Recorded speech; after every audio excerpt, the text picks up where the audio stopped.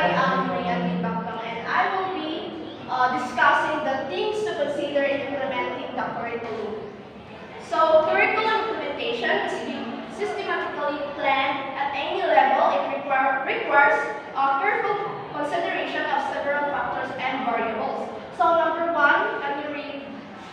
Government requirements include memoranda, policies, guidelines, and requirements from the Department of Education, Commission on Higher Education, and Technical Education Skills Development Authority. So, government requirements are under the Department of Education, Commission and Higher Education. That includes the memoranda, policies, and guidelines. The competencies required by the board exams are also considered. So number two are school philosophy, vision, and mission, and core values must be considered at the school levels, especially when selecting the specific contents and learning experience for all students enrolled in each program. So why do we need to implement the school philosophy on vision and mission and core values? So back then when I was in when we are in elementary or even in secondary, we have school philosophy, vision, mission, and core values na in every classroom that pinapatapik nila, di ba? Ilang ginabutan. So ang uban na ginapamemorize sa mga students. So we need to implement that or we need to consider that in implementing the curriculum. So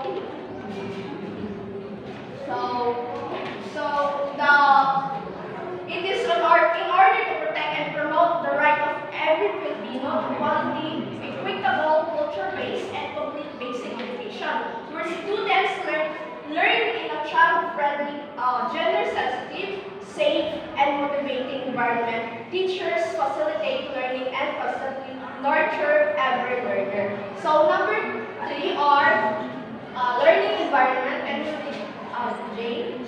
3.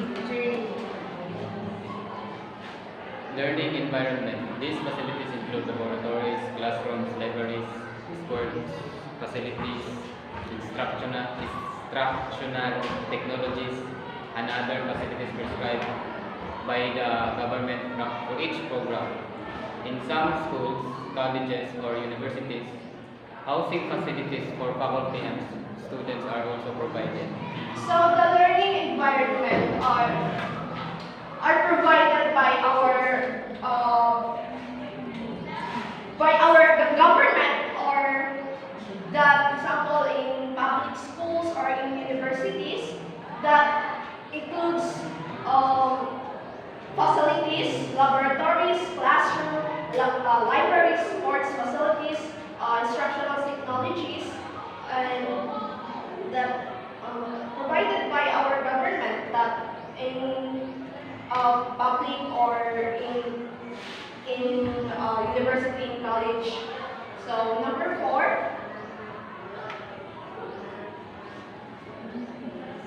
So number four is the needs and demands of the society.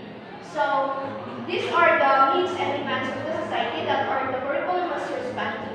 So curriculum can address these needs and demands in the macro level by adding subjects or contents or in the local school level, integrating specific competences in the various syllabi for each course. So the needs and demands of the society is, for example, in your senior high or in your junior high, diba na aman tayo ginakuha na sa unang, for example, pop-theory or nakuha ba kang agriculture.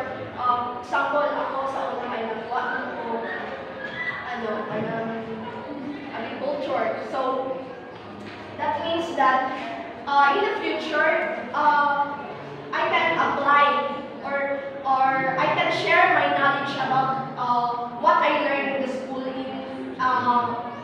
in the society, or I can provide my learning. So for example, with Anna is copyright. Example, you are taking copyright.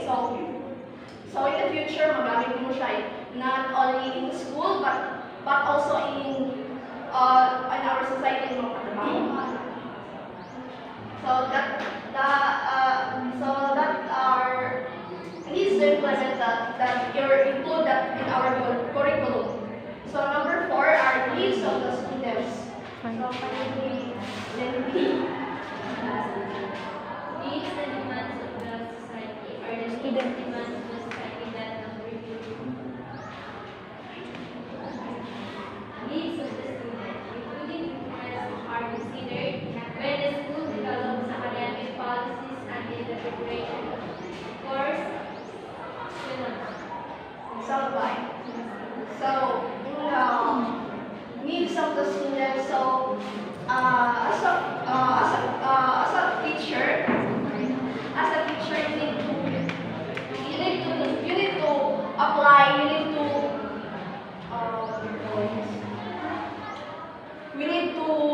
need to know the needs and interests of your students.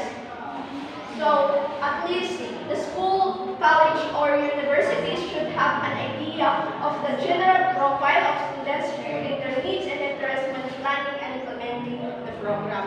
So number 6 are faculty expertise. So actually,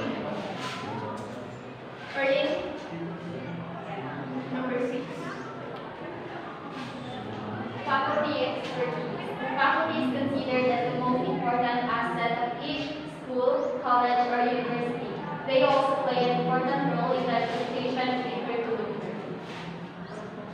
So in number 6 are faculty expertise. Therefore, all faculty members should be truly familiar with the total curriculum, especially its mission, philosophy, organizational framework, students' learning outcomes, and plan of study. So number 7 are the changing nature of knowledge. Can you read this? Number 7, the changing nature of knowledge. So this includes the theories and research from different areas and professional organizations in the academy that are also influential in the implementation of the curriculum. So the changing nature of knowledge, it could be resolved to the integration of important topics or subject and adding facilities. So these factors were emphasized by different curriculum experts by Tyler 1949, Sowell in 1996, Ornstein and Hanspins in 1993, March in 2004, Tanner in 2007 as influential in planning, developing, implementing, and evaluating a curriculum. In the context of curriculum implementation, curriculum leaders and curriculum workers consider these factors in making curricular and instructional decisions. So at any level of the educational bureaucracy, the success of curriculum implementation can be attributed to how curriculum leaders and workers plan, design, and develop the implementation of the curriculum. Schools' resources and the implementaries at the schools level are also contributory to the success of curriculum implementation. So that's all